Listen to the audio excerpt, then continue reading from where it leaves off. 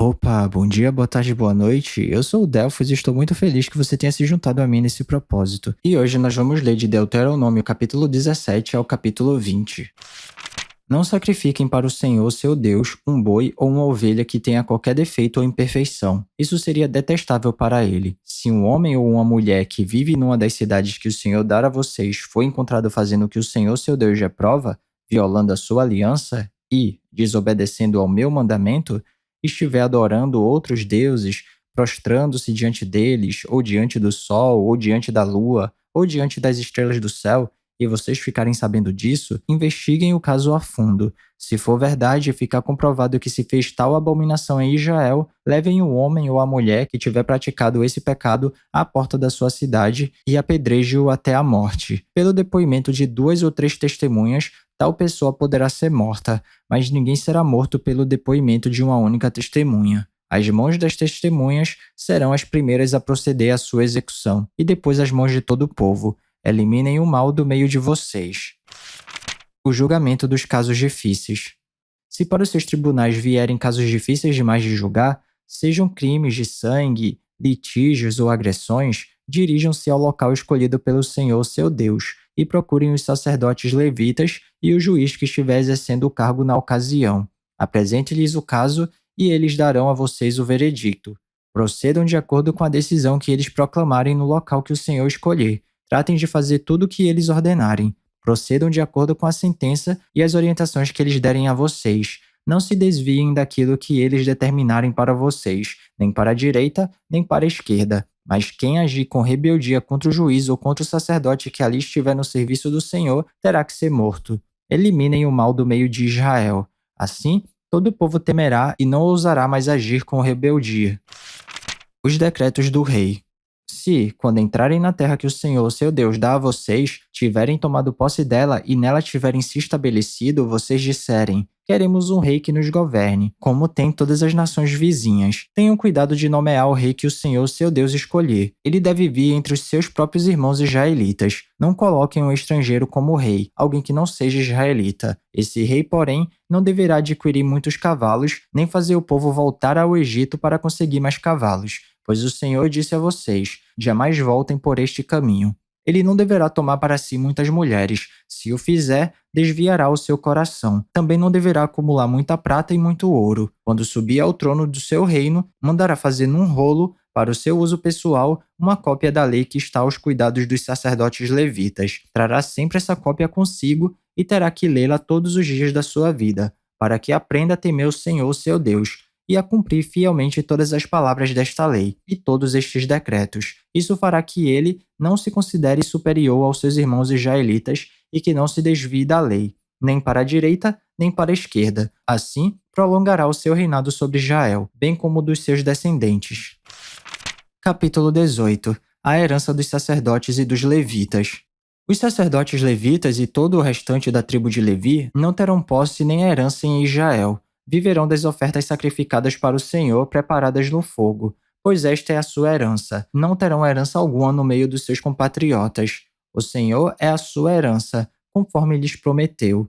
Quando o povo sacrificar um novilho ou uma ovelha, os sacerdotes receberão a porção devida, a espádua, a queixada e o estômago. Vocês terão que dar-lhes as primícias do trigo, do vinho e do azeite, e a primeira lã da tosquia das ovelhas. Pois de todas as tribos, o Senhor, seu Deus, escolheu os levitas e os seus descendentes para estarem na presença do Senhor e para ministrarem sempre em seu nome. Se um levita que estiver morando em qualquer cidade de Israel deseja ir ao local escolhido pelo Senhor, poderá ministrar em nome do Senhor, seu Deus, à semelhança de todos os outros levitas que ali servem na presença do Senhor.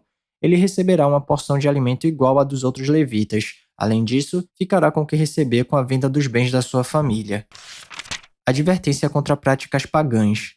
Quando entrarem na terra que o Senhor, seu Deus, dá a vocês, não procurem imitar as coisas repugnantes que as nações de lá praticam.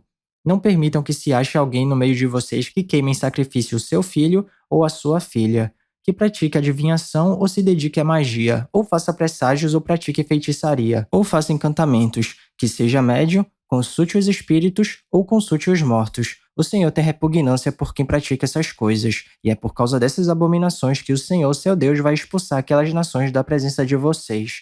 Permaneçam inculpáveis perante o Senhor, seu Deus. O profeta do Senhor. As nações que vocês vão expulsar dão ouvidos aos que praticam magia e adivinhações, mas a vocês, o Senhor, seu Deus, não permitiu tais práticas. O Senhor, seu Deus, levantará do meio de seus próprios irmãos um profeta como eu. Ouçam-no, pois foi isso que pediram ao Senhor, o seu Deus, em Horebe, no dia em que se reuniram quando disseram: Não queremos ouvir a voz do Senhor, do nosso Deus, nem ver o seu grande fogo, senão morreremos. O Senhor me disse: Eles têm razão. Levantarei do meio dos seus irmãos um profeta como você. Porei minhas palavras na sua boca, e ele dirá a vocês tudo o que eu lhe ordenar. Se alguém não ouvir as minhas palavras, que o profeta falará em meu nome, eu mesmo lhe pedirei contas. Mas o profeta que ousar falar em meu nome alguma coisa que não lhe ordenei, ou que falar em nome de outros deuses, terá que ser morto. Mas talvez vocês se perguntem: como saberemos se uma mensagem não vem do Senhor? Se o que o profeta proclamar em nome do Senhor não acontecer nem se cumprir, essa mensagem não vem do Senhor. Aquele profeta falou com presunção. Não tenham medo dele. Capítulo 19. As cidades de refúgio.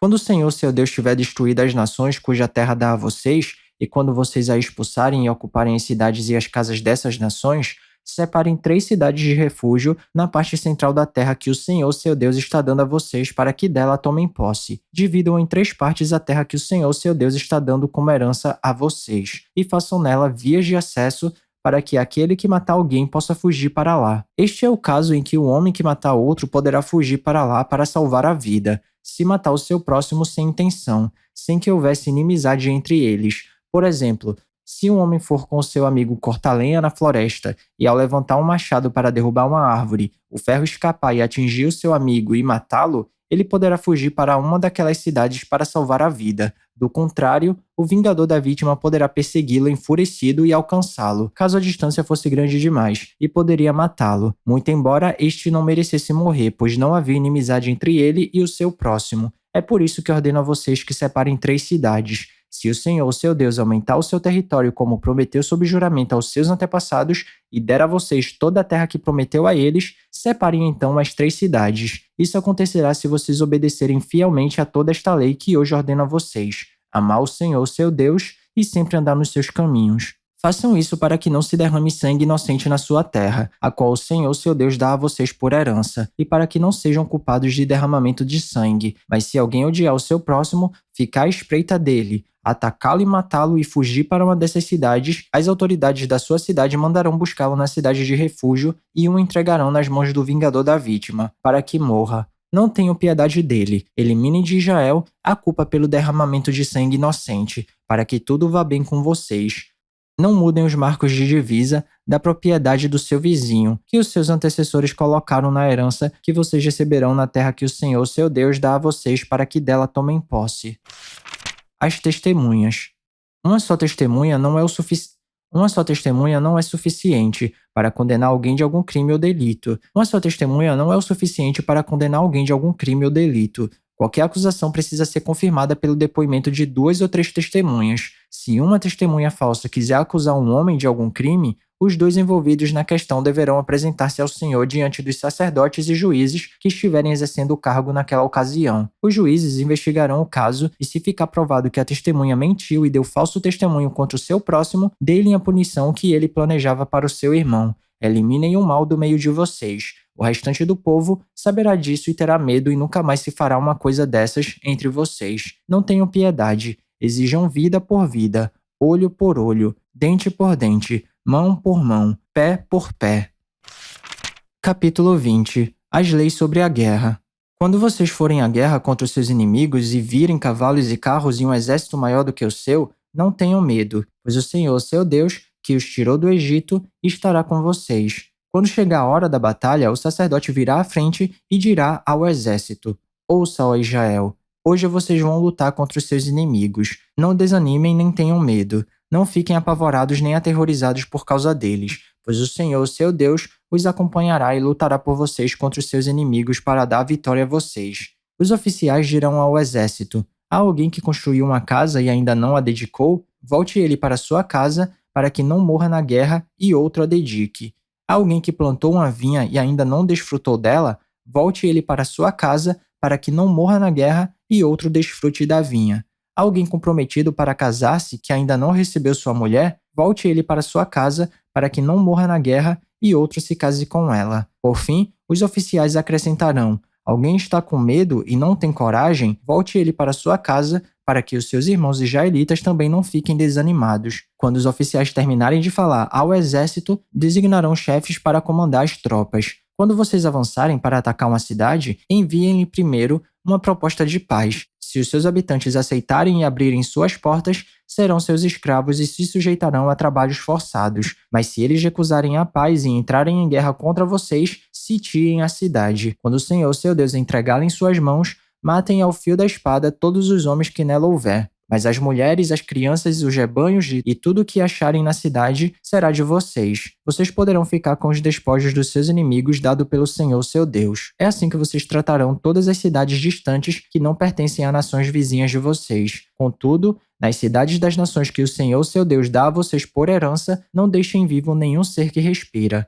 Conforme a ordem do Senhor, seu Deus, destruam totalmente os hititas, os amorreus, os cananeus, os ferezeus, os heveus e os jebuseus. Se não, eles os ensinarão a praticar todas as coisas repugnantes que fazem quando adoram seus deuses, e vocês pecarão contra o Senhor, seu Deus.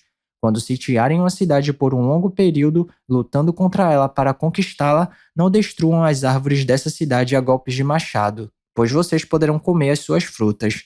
Não as derrubem. Por acaso as árvores são gente para que vocês as sitiem? Entretanto, poderão derrubar as árvores que vocês sabem que não são frutíferas, para utilizá-las em obras que ajudem o cerco, até que caia a cidade que está em guerra contra vocês. E é isso, chegamos ao final da nossa leitura. Eu espero que você tenha gostado. Se alguma coisa soar estranha ou diferente, eu te encorajo a dar uma pesquisada a respeito disso, porque apesar da Bíblia ser um livro muito atual, ela foi escrita numa época e numa cultura diferente da nossa. Então vale a pena dar uma pesquisada para entender melhor os contextos históricos e culturais. Ah, e esse vídeo aqui não é para substituir o devocional não, tá? É só um plus, é só um bônus, é só um incentivo.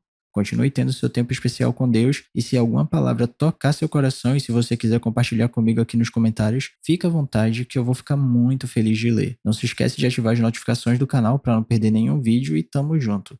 Cheirinho no coçarão, que Papai do Céu abençoe e até amanhã.